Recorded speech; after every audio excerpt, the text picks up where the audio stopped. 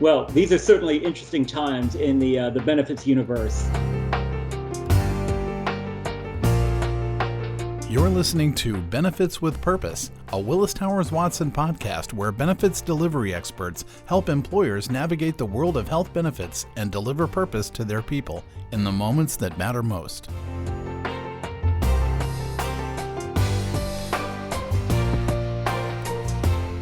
Hello, my name is Philip Massey. I'll be your host on this episode of Benefits with Purpose, entitled Benefits Accounts, The Only Constant is Change.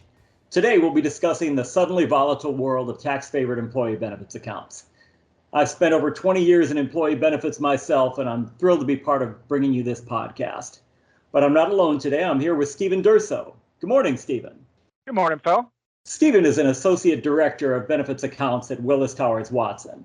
He's a veteran of employee benefits these last 20 plus years. And Stephen is here to lend his perspective on the recent legislative changes and what that's meant for employees enrolled in flexible spending accounts, health reimbursement arrangements, and health savings accounts. This to me has been the craziest year for benefits that I can remember. Stephen, would you agree? You know, Phil, I think benefits and just about everything else. Yes, just about every day as we sit here in our respective homes, pretending like we're working. Absolutely. So let's take this story back to the beginning. So employers were already feeling the impact of COVID-19 when the president signed the proclamation to declare the national emergency on March 13th concerning the coronavirus. So this was retro to 3/1.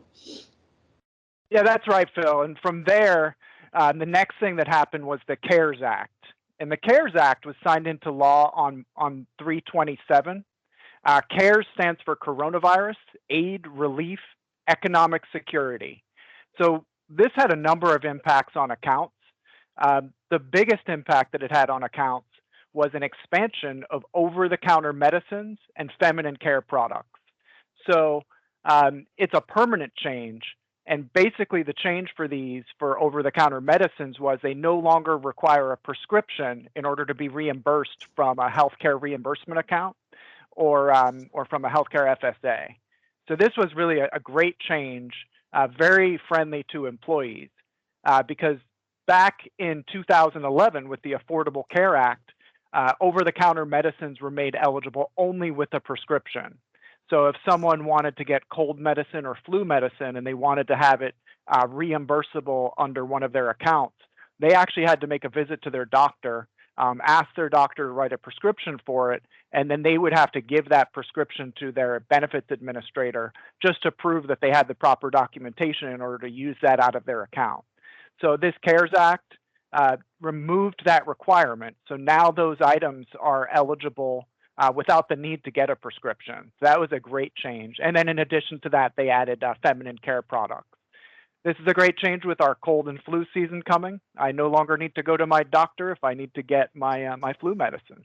Yeah, that's really welcome news. I know a lot of us in the industry have been lobbying Congress since the inception of the Affordable Care Act to bring back the OTC. So we've all been waiting a long time for this. Now, there was also legislation regarding the 2019 plan years.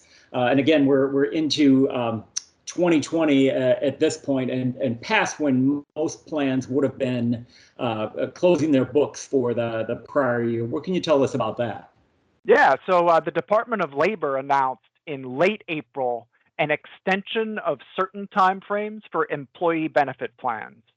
So for an employer, what that basically meant is that ERISA mandated a deadline extension for multiple things. So it applied to healthcare reimbursement accounts and HRAs. And really the way that it worked is any deadlines that fell within the national emergency period had to be extended. So like you had mentioned, this mainly impacts the 2019 plan year incurred expenses. So if I had expenses that I incurred last year, the most common deadline that employers make is 3/31 of the following year. That 3/31 date fell right in the middle of the national emergency. So what this ERISA mandate does is it says that 3/31 deadline no longer applies. You miss that 3/31 deadline, it's your lucky year because that 3/31 deadline does not actually apply. This was mandated, so employers could not decline it. So basically, at this point, we still need to accept any claims related to the 2019 plan year if that original deadline was within the emergency period. Like I said, a couple other areas that this impacted were appeals as well as COBRA election periods. The government was basically saying that this national emergency had so many impacts that were broad across society that if someone missed a deadline, maybe their provider was not open and they couldn't get the right documentation in time, that they're going to get some leniency. So really, this was one that was a great benefit, and we're still getting claims now, even though we're all the way in August from 2019. It's not a large number, but we are still getting some of them. So this extra relief that the government mandated has helped people out. I will say that I did not mention dependent care reimbursement accounts as being included in this. And you may ask why. So the reason for that is because dependent care reimbursement accounts are not subject to ERISA. So this mandate strictly applied to healthcare reimbursement accounts or HRAs. Another interesting point here is there is just no end in sight. So similar to coronavirus, we really don't know when this is going to end. Deadlines from 3/1 will end 60 days after the national emergency is declared over. But I think you need a crystal ball to figure out when that time frame is going to happen. And Phil, I don't know. I don't have one of those currently. Do you? I don't know. We need to look into offering that service. That may be next. So this seems like great news for employees, right? If you had something that you just couldn't get validated, couldn't get your receipt, you've got more time. But for employers, you're just sort of on hold at this point.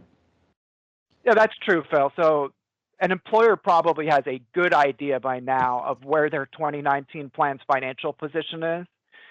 So what I would say is they've probably received well over 90% of the claims they're going to get for 2019, maybe even as much as over 99% of the claims they're going to get. But based on this mandate, they still could see additional claims come in until this national emergency plus 60 is over.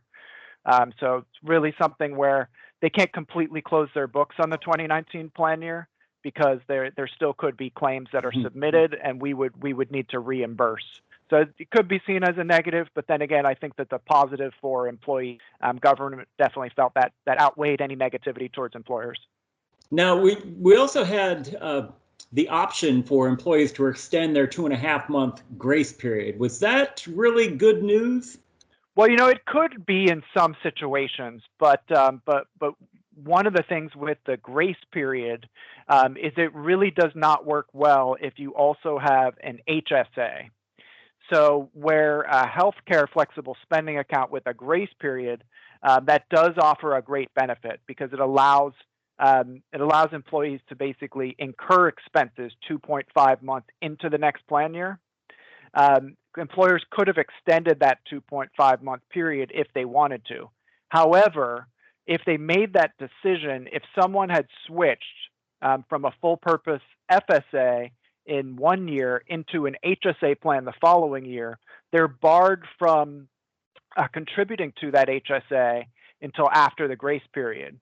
So by making a retroactive change like this, what it actually would have done is it would have put a number of employees in a situation where they had made contributions that became retroactively ineligible. So that could become very messy. Yeah, so once again, the 2.5-month grace period doesn't play well with HSA. So that much at least hasn't changed. Now, was there any impact beyond ERISA plans? There definitely was. So the IRS issued Notice 2020-18. And what this did, it actually extended the 2019 tax filing deadline all the way until July 15th of 2020.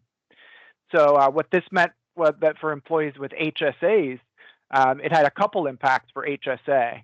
The way that HSA works is you can actually make contributions to your HSA all the way through the tax filing deadline. So for my 2019 HSA, I could have made a contribution to that all the way through July 15th of 2020. And I know we did have a number of people take us up on that. In addition, it also allowed people who maybe weren't paying enough attention to their HSA and maybe they went over what they were supposed to contribute in 2019. Well, they actually had all the way through July 15th to remove that excess contribution in order to avoid any negative tax consequences. So it was just another additional benefit where it gave you a couple additional extensions on things you could do with the HSA. And then not only that, I did not file my taxes until exactly on July 15th. So that was a benefit to me personally as well that I definitely took advantage of. Still ran it out to the deadline. Good for you. Absolutely. So all of that was just March and April. That's an entire year or years worth of legislative change for our industry. So that's sort of in a nutshell, how unprecedented this year has been. And all that was just March and April. So that brings us to May, where we saw some legislation that directly addressed the current state of the crisis. That's right. The changes just keep rolling in. So once we got to May, we were about 2 months after that national emergency had been declared. At that point, we saw employers shutting down. We saw employers furloughing employees. The IRS came out with Notice 2020-29 that provided relief for the impact of COVID-19. So this 2020-29 offered a special enrollment window where it would allow changes or reductions in healthcare reimbursement accounts and dependent care reimbursement accounts due to COVID-19. So a couple things about this one is they did make it optional. So where we were talking about the claims filing extension being a mandate, this one was optional. So it's also temporary. This is very specific to the year 2020. But we often think of individual factors for qualified life events like a marriage, a birth of a child, a local daycare center shutting down. What 2020-29 did was just an acknowledgement that COVID-19 itself and all the broad impacts could be a QLE on its own if a client wanted to take this optional measure.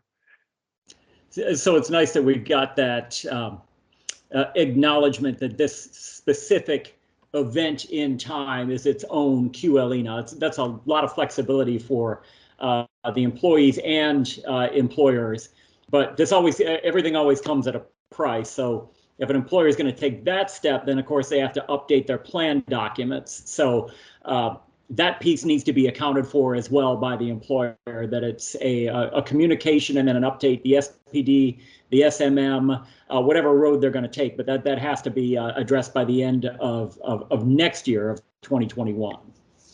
So there was another interesting twist here, and not on the enrollment side so much, or the eligibility side, but on the expense side. And one of the things that the industry started to see is with all of us having our kids at home, virtual day camp opportunities are popping up for employers. So how does that impact an employer and their plan?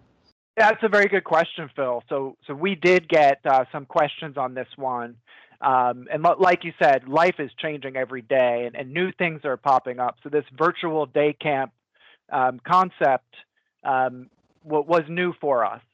So the IRS has not provided a formal opinion, and that's not unusual either. They're usually very slow to provide formal opinions, if they ever get back to a formal opinion. But in general, there's two standards for a dependent care reimbursement account for an eligible expense. So one, it has to be for the care of the dependent, and two, it has to enable the participant to work. So what we came to the conclusion of was, a laptop, a monitor, those do not really constitute care. So if you have a laptop or a monitor watching a child, it might be the same as just showing them a YouTube video. But if that child gets up from that laptop or monitor, I don't think the person's going to be able to reach through the screen and make sure that kid has not escaped to somewhere else. So really, just for many different reasons, this one did not meet the qualifications for being an eligible expense under dependent care. Yes, that's interesting. Definitely an opportunity out there for the dependent care industry, but not necessarily something that would impact spending for a dependent care reimbursement account. That's right, Phil. And I don't know if we're going to see robot daycare someday, but that one has not been asked yet. When it is asked, we will do a full evaluation. But we also saw at the same time Notice 2020-33. Now, this wasn't directly related to COVID.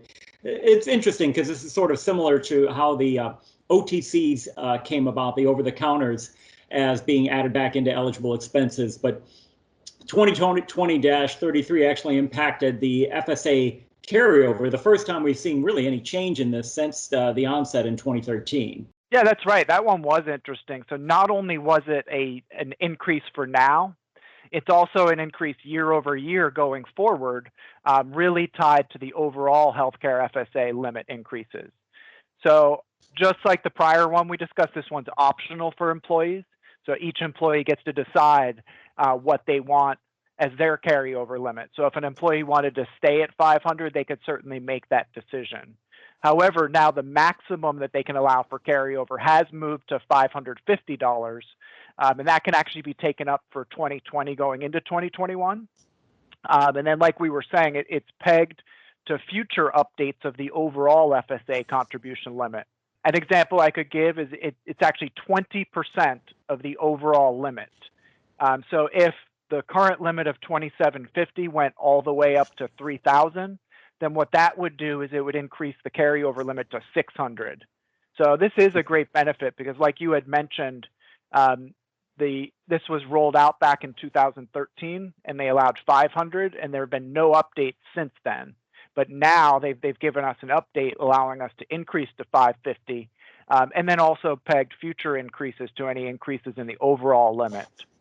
You know, this one is great for employers who are very employee friendly, and it really gives employees the benefit of not having to be quite so precise when they're planning what their healthcare expenses are for the next year. So when they're going through annual enrollment, as long as they're within $550 of what they think they're going to spend for the next year, they won't lose any money. So that really is a great benefit, and we think that it will likely lead to more enrollment in FSAs in the future. I would imagine they keep getting more flexible, hence the name. It's good to see.